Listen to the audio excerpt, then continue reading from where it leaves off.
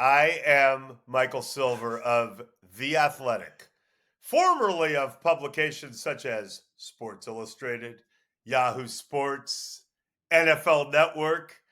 I am a member, proud member of a very specific Hall of Fame, the Jewish Sports Hall of Fame of Northern California. Key words, Hall of Fame. And I am coached to win.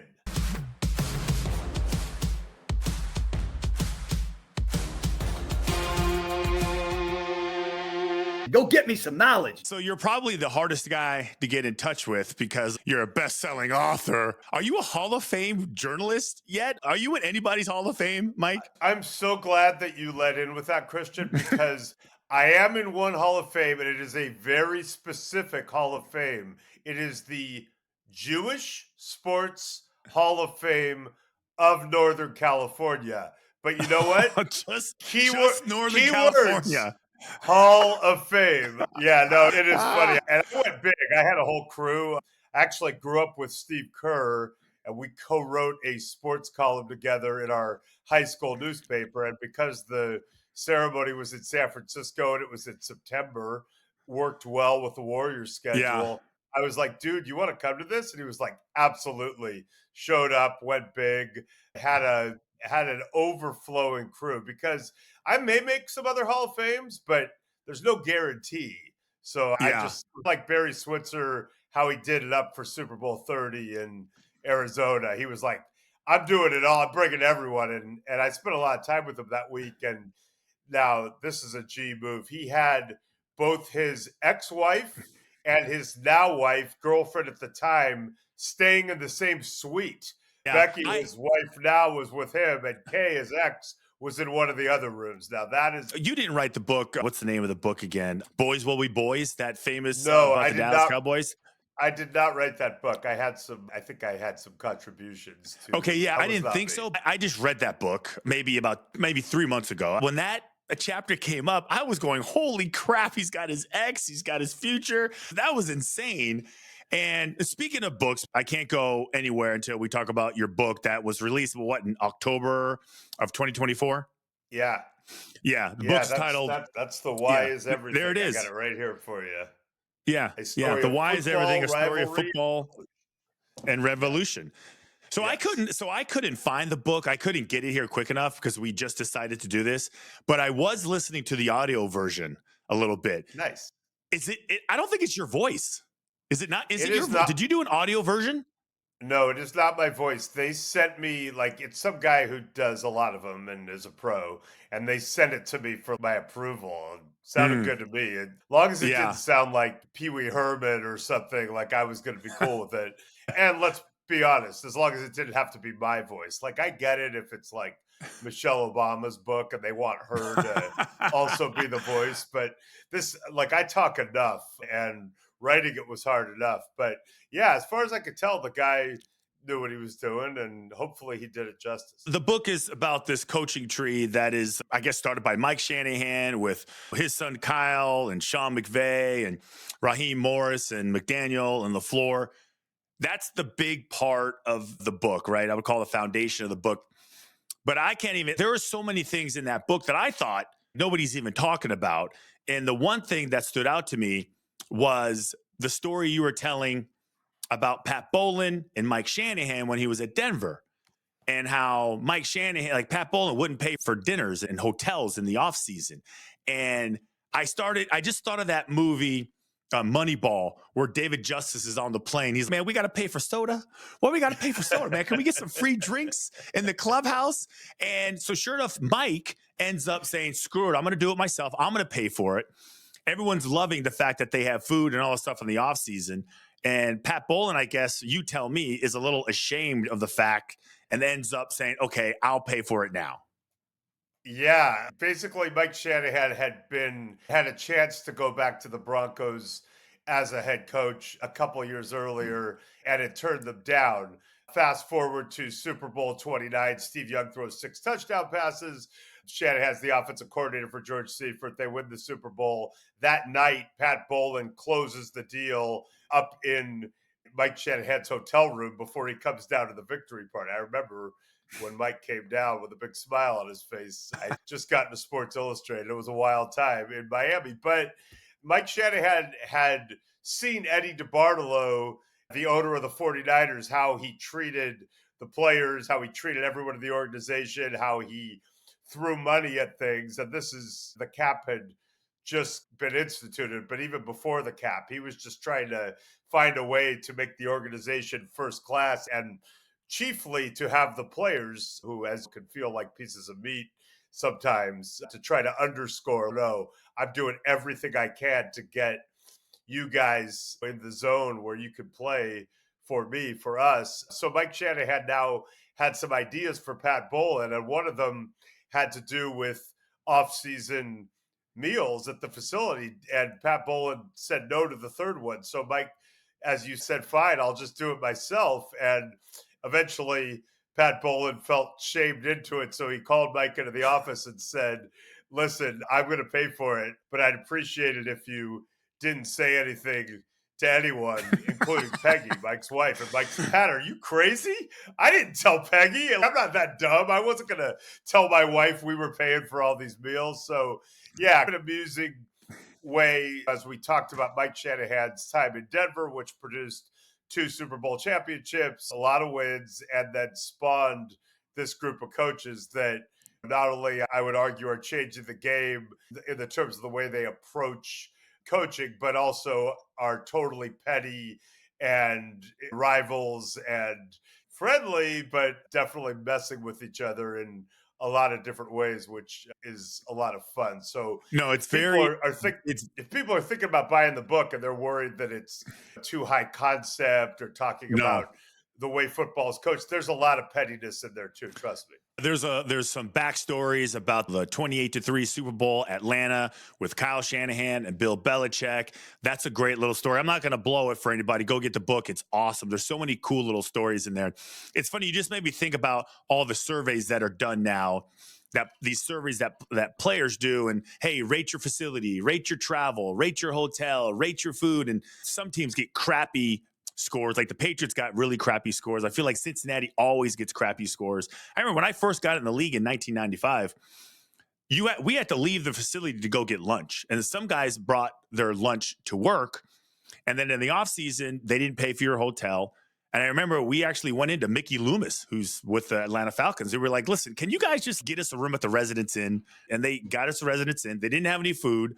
We found a guy who just cooked chicken, and his nickname became Chicken George. That's all he did. Things have changed a lot. That's interesting that Bowlen was like, nah, if the players don't get anything. So the title of the book, the first part, right? The why is everything. So you tell me, why is the why everything so Great important? question. I'm obsessed now with Chicken George. So was he that was big on Chicken Fridays? George was great.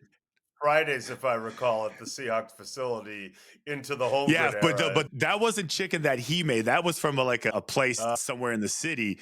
But he would literally have this little like hibachi grill for 67, 70 people, 100 people, and he would just cook chicken over and over. It was chicken and chicken every single day. I couldn't eat chicken for 5 years after that. Yeah, at the old Seahawks facility. At the old one in Kirkland, yeah, by the there in water. Kirkland. Yeah. Beautiful.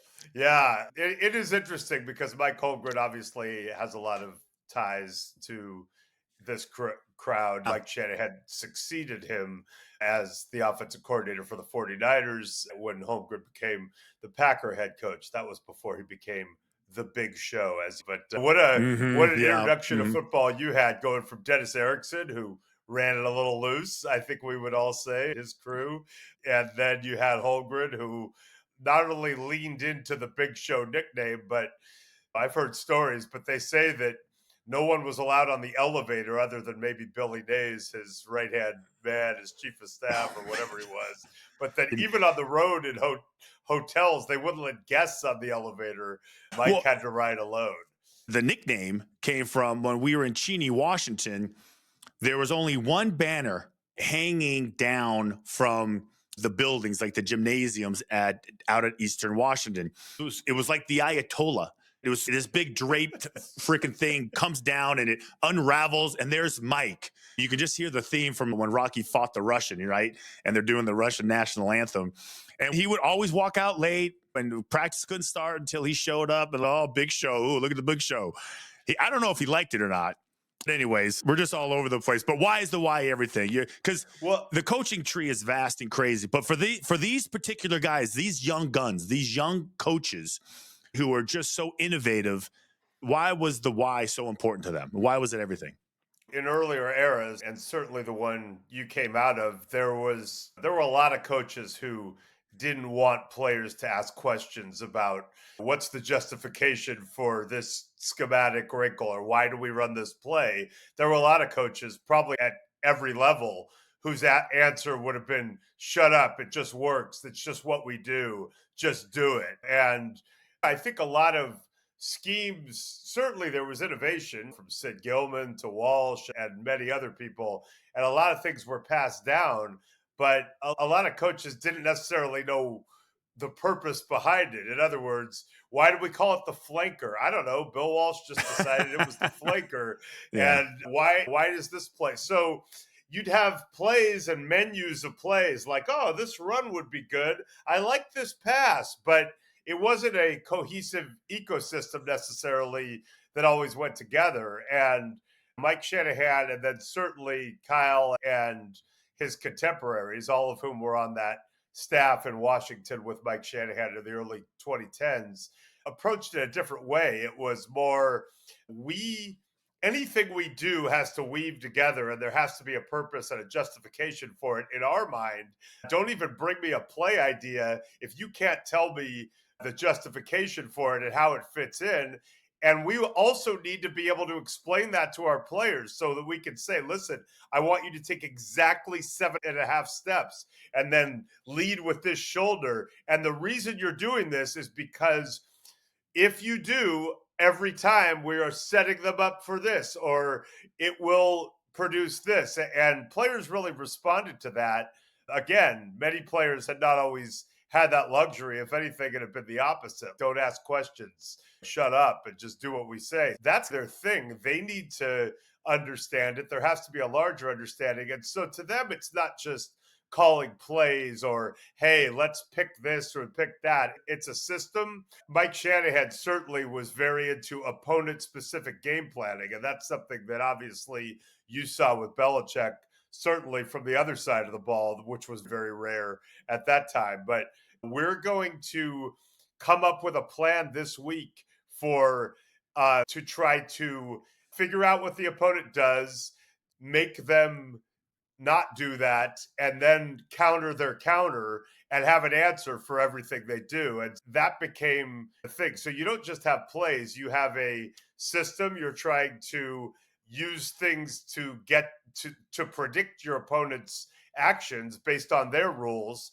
respond to that by either breaking their rules or taking advantage of the vulnerabilities that come from their counter move and stay one step ahead. And then similarly, after each season or each planning session, you're trying to continually innovate on the fly and problem solve and stay ahead of other people's adjustments. I wonder how much of their success was aided by the fact that they were just so young and they just have had so much energy, and they could go on just coffee and cigarettes and no sleep, and they just didn't care. And all of them together just probably fed off each other in those late nights prepping. The age probably had a lot to do with it. And they could drink. And some of them have since gotten sober. Mike McDaniel had his rehab stint when he was with the Falcons and beat it. Chris Furster, who's all over the book, who's now the 49er run game coordinator, one of the craziest comeback stories in coaching history. You'll remember he was the one on Adam Gase's staff in Miami about, 8 years ago, who 7 years ago, a video was released that he had sent to a woman who I believe was a professional in a different way. The O-line coach, right? Yes, he was snorting a white powder, and so he hit rock. I shouldn't laugh about that, but I remember that like it was yesterday. He was wild. Yeah, and this And this, I talked to Chris a lot. This is all detailed in the book, but he's now clean and an incredible comeback story. But yeah, these guys were going hard. And yeah, one of the big innovations happened because the Redskins made the trade for RG3 and knew that he was going to be their quarterback going into 2012 as a rookie.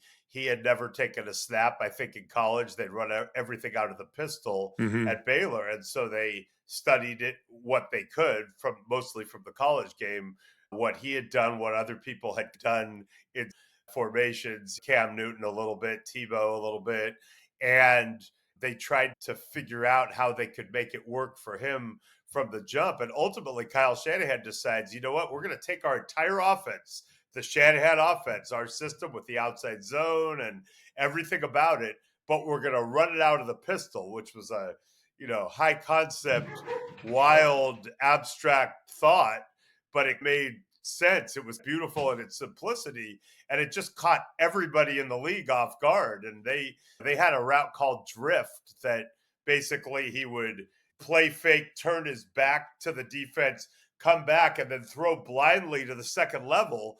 But I think they gained 1,200 yards off of it during the season because defenses never adjusted because they had people pushing up because of the threat of the run.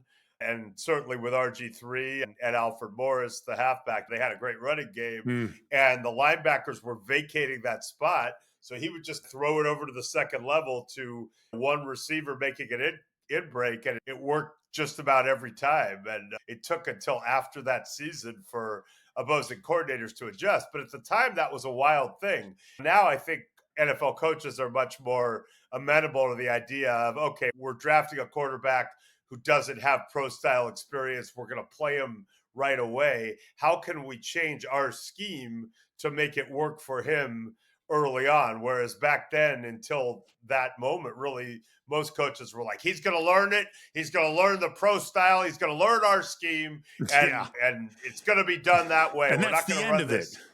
This Yeah. college gimmick BS. So we really delve in the book. We really delve in deeply to that. But it is funny. Like I know you covering you in the Belichick years Yeah. early on, he always rightfully is lauded for his defensive innovation, but I always felt like his offensive schematic influence tended to get overlooked. And I know you must have looked at it a few years after you left, seeing what he did with Gronk and Aaron Hernandez and the two tight end formation, and you must have been going like, whoa, where was this for me? And how wild that he pivoted to that. Yeah, it wasn't for me because I didn't have nearly enough skill like those guys did. The interesting thing, I always thought it was, I remember when that was going on. I remember them drafting, obviously, RG3, and then they drafted Kirk Cousins. It's almost, just in case this doesn't work, okay, we're going to make sure we have a guy that can run our offense. Yeah. But they went to Art Briles, the head coach at Baylor. They met with them. They studied. They incorporated all his stuff that he was comfortable with. And instead of one guy learning 10 other people, it was 10 other people learning one guy. So he was the most important person. He right away had this advantage because he was already comfortable in the system, in the philosophy, and everything else. I just don't understand why coaches would be so stupid to sit there and assume that every square peg will fit their square hole. It just, why wouldn't you just do the common sense thing and just adjust your offense for the talents of the person that you have? Or are they just not equipped to do it? That's a great question. And I asked it a lot over the years too. And you usually ask people like you because I'm not smart enough to truly understand scheme. And I don't watch film like you guys. And even if I did, you'd have to like talk to me like I'm in sixth grade. But I do talk to people who understand it really well. And I would ask that. And I think part of it was pride. Because think back, remember like before The Sopranos, like real movie actors wouldn't go on TV. They'd be like, dude, I'm like Robert De Niro. I'm not going to go on your television. It was just a lower level. And I think pro coaches thought college was not sophisticated.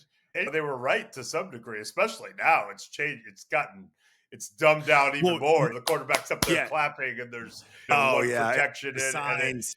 yeah. Yeah. But like even then, I mean, I think coaches were, we're not running that college gimmick stuff. This is the NFL, and probably it had to do, or it probably is enmeshed, if I think about it, with the struggles that black quarterbacks faced, because there has definitely been a prejudice against mobile quarterbacks that has eroded greatly over the last 10, 20, 25 years.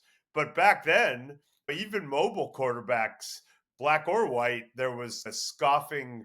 Yeah, you can't do that in the NFL. You can't just run around and use your legs. Ultimately, you have to do it from the pocket. And that is true to some degree. You have to be able to do it to some degree from the pocket. And I think the Lamar Jacksons and the Josh Allens get there pretty quickly and evolve to where they can do both.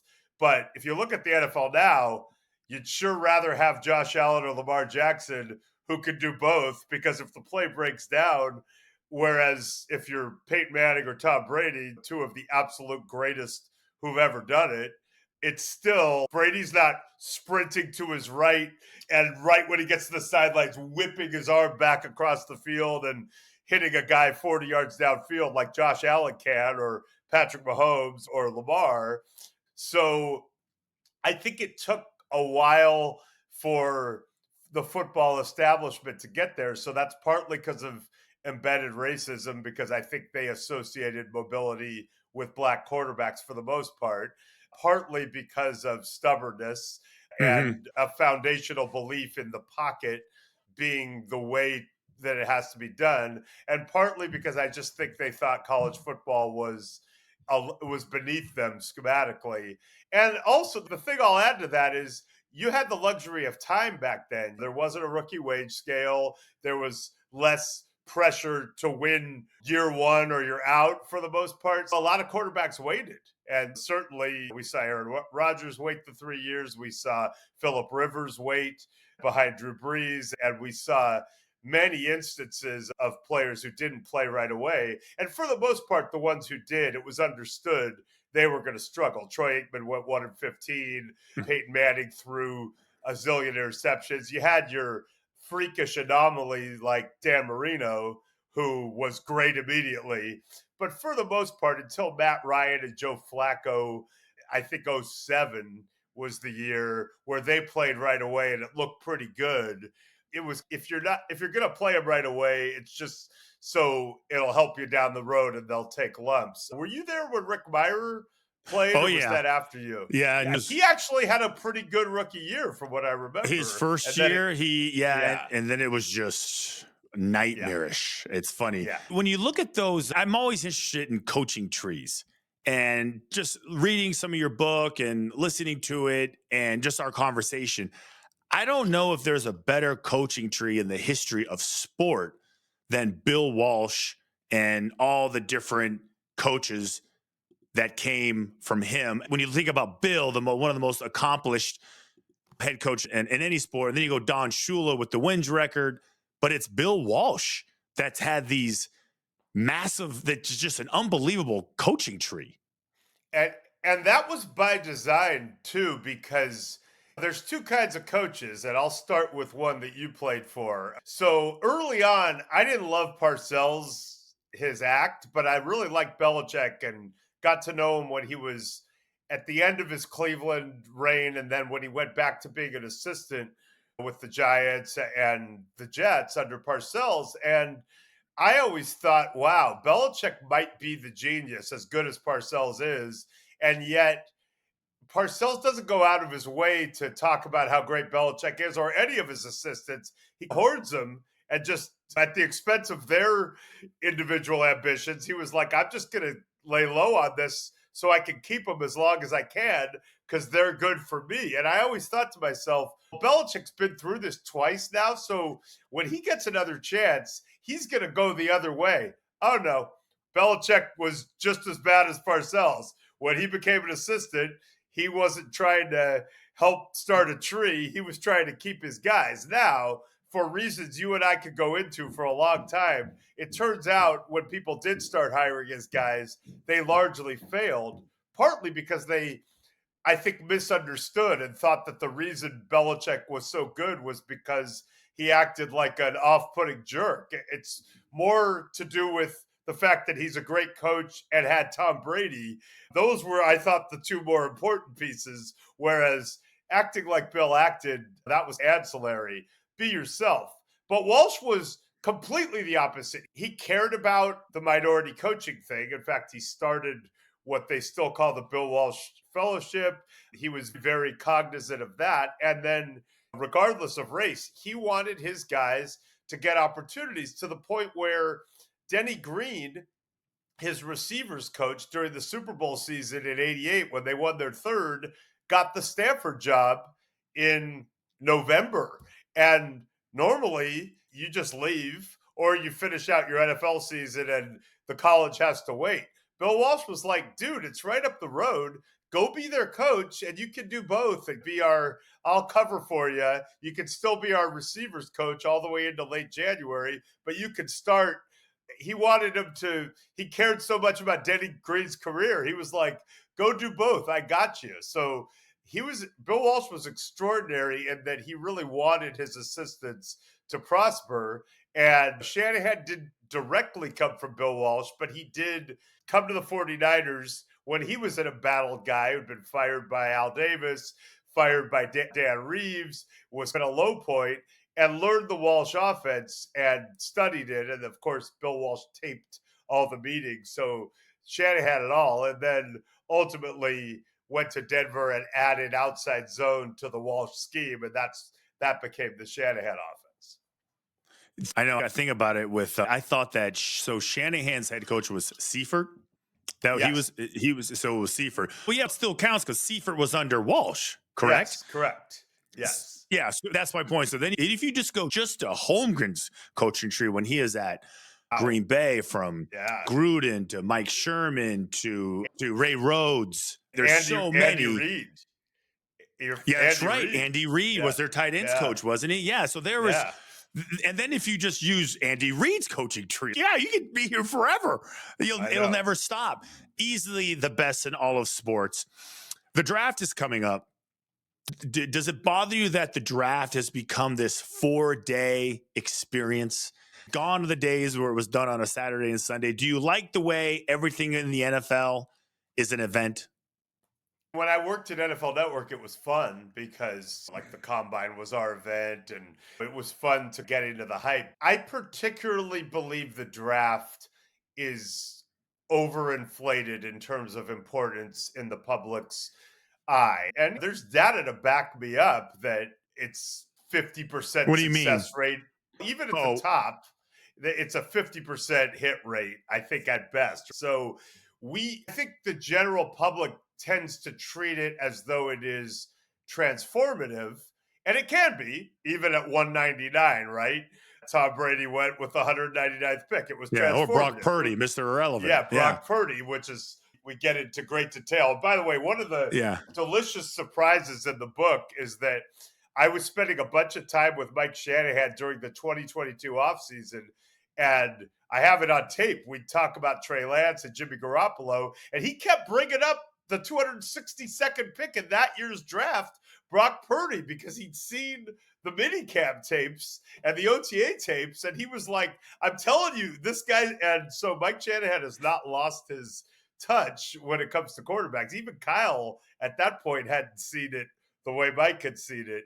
He knew they had something. I think the general public, because there's so much draft coverage and they love watching it and they love deciding which team should pick which guy, and it matters, but it's not the be all end all. And so I think it's hard for me sometimes with other media people and fans when I regard the draft as like a cool thing and you can get better. Like the Rams during the McVay era have largely traded their top draft picks, and fans are like, yeah, you traded another draft. How could you, you gave all those picks, but like, dude, if you could go get Jalen Ramsey in his prime and help you win a Super Bowl, there's no guarantee that the first round picks you use are going to become elite players. And so the salary cap, people overreact to that too, because that could be massaged. But in my opinion, people need to exhale a little bit with the draft. You as a fan might think you know who they should pick, and you might think this is going to be transformative, and sometimes it will be, and sometimes it won't be, but it is not the be all end all. And I do think because there's this whole cottage industry out there in my Hmm. business, it is portrayed as such a massive Yeah. seismic thing. And I don't think that reflects reality. Whereas there are other things that are really big that aren't as hyped. And some of them, in fairness, it's because people like me have a really hard time identifying them. For example, chemistry. Football, more than any sport, every year is different. You could probably talk about this for a long time, having been in the league for so long and been on so many different teams for so many different coaches. But I can look at the roster and go, that guy's really good, or that, this could be a really cool thing to have this receiver with this scheme. And wow, they got better. But it's really hard for me to know how a team is going to bond, because football, it's irrational. Some dude's going to allow his arm to be bent back at a 270-degree angle against all logic because he loves the guy next to him, or because his coach has reached him in a way that I can't fathom. And that changes year to year. And it's just hard for me to know sometimes. And sometimes something comes out of nowhere and I'm like, how is this team this locked in and this tight? It's a wild thing. Two more things I want to ask you. Hit rate. What do you consider a hit in the first round? What is a player drafted 1 to 32, top 10? What do you consider a hit? I mean, under this system, and Yeah. my caveat would be once the rookie wage scale came in 2011, it took risk away from the teams financially. It screwed over the incoming players in terms of their market value. They're already being told where they have to go artificially, but now they're being told you're going to be underpaid. And if you're a running back, heaven help you, because underpaid Yeah. for years, then franchised, and then they chew you up and spit you out. But under today's system, I would say, first of all, is the fifth-year option picked up for a first-round pick. They Okay. control you. That's the first thing.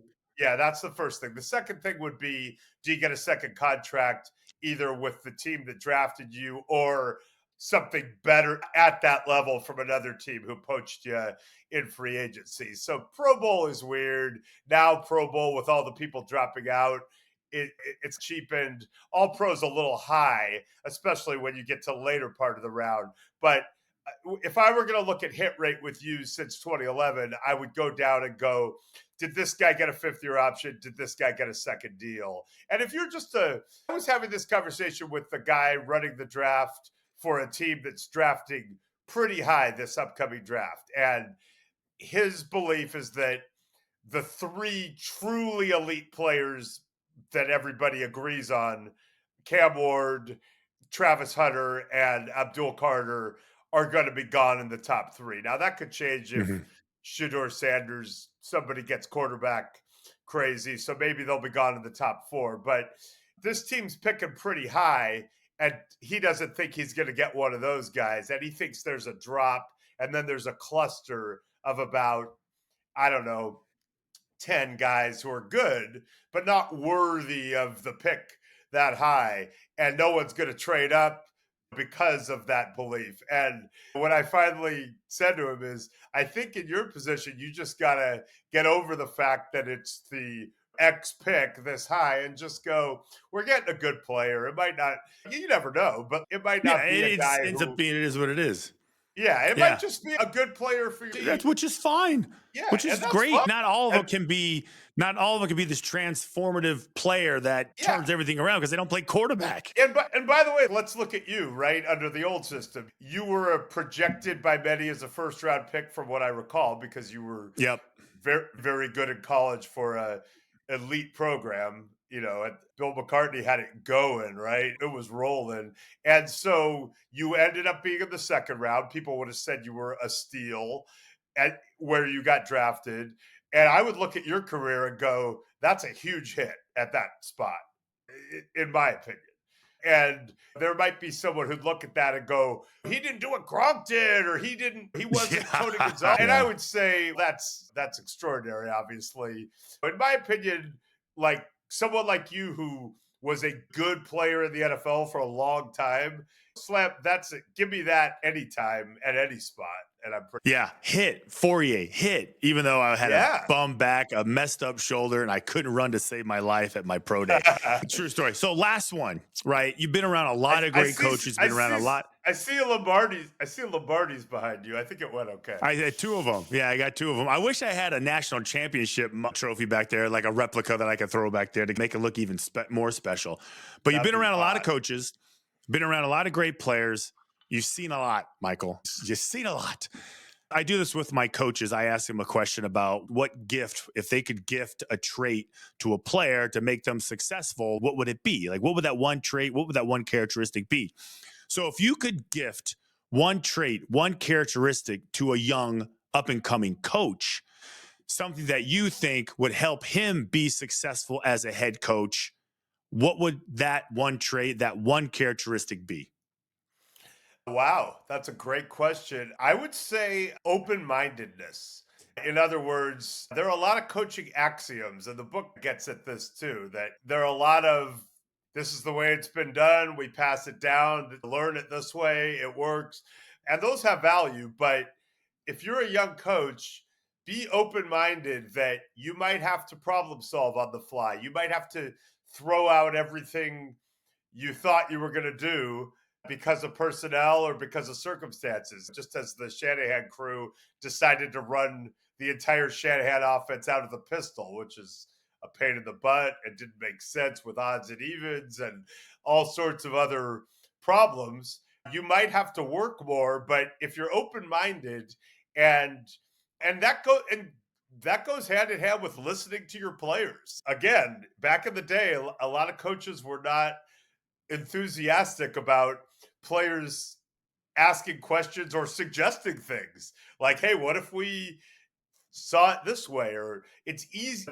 There in the book, I think it was Alex Mack who says to his maybe Chris First or one of his offensive line coaches, hey, I know you coach it that way, but it's easier for me if I could take one step first. And here's why. And his coach heard him and said, oh, yeah, we can get the same objective with you making that step. I'll just change it. And I think the open mindedness is a really cool thing for a coach to have because you're going to learn from smart people and you're going to want to take a lot of what you learn and use that, but keep an open mind. I love it. Great answer. I want to tell one other story while I have you from the book. Okay. Because I'm curious how you're going to process this. In the book, one of the young coaches who is working for Kyle Shanahan tells me this crazy story. And so this coach was a quality control coach early in Shanahan's time in San Francisco, trying to make it. And he is the run drawer, which coaches say is a very hard job and a big pain in the butt. But one of the most stressful parts of his job was Kyle Shanahan needed to have the play sheets ready for his Saturday night meeting with the players. And when they were on the road, it was more of a wild card because at home he could Xerox copies of the laminated play sheet exactly the way Kyle Shanahan liked them. Once he had it was a short turnaround. Kyle would give him the final and then he'd go do that and have it ready for the meeting. But on the road, it was tougher because you're using other people's copy machines. And there was this one night in Indianapolis where he had to do it in the basement and there was a Wi-Fi issue in the basement. And so he was scrambling to try, the copier wasn't working right and the Wi-Fi was bad. And he was scrambling to try to get this thing done. And so by the time he finally got out of the basement, he was a little late to the meeting. And Kyle Shanahan, all his texts started coming in and Kyle Shanahan was detonating on him. And he was like, oh my. So by the time he gets in the meeting, Kyle Shanahan pretty much wants to strangle him. And it's a very bad interaction as he gets him the play sheets. And so after the meeting, I think he and Kyle had it out to the point where he's now in the room in the hotel where the coaches are eating. And the word has gotten around that he is not reacted well to Kyle Shanahan's explosion. And he's fired. He's booking flights on Southwest Airlines to go home because he's now fired. He's basically, Kyle Shanahan, I think, said, fine, we'll do it without you. And he was like, fine. And bleep you. And Robert Saleh sitting there and saying to the coach, like, dude. And eventually Kyle comes and gets him. They talk it out. The coach stays and it all works out. The coach was T.C. McCartney, who is the grandson of your former college coach, the late, great Bill McCartney, and the son of one of your teammates. And people who go back and know football remember this crazy story. And so when I met him, I was like, oh, wow. Like, I know who you are. You're a famous guy from birth and great kid. Great kid, really. He coached here. He coached here in New England last year. He got 1 year. With the Patriots. Yeah. And so he was very open with me, TC, and told that story as a way of saying that, yeah, Kyle is very particular, but he also had the presence of mind to work it out and not let it end cataclysmically. And so it's a cool part of the book. And when the audio guy reads it and you get to that, I hope it does it justice. But yeah, what a life we've lived where that kid, that baby, is now coaching at a high level in football.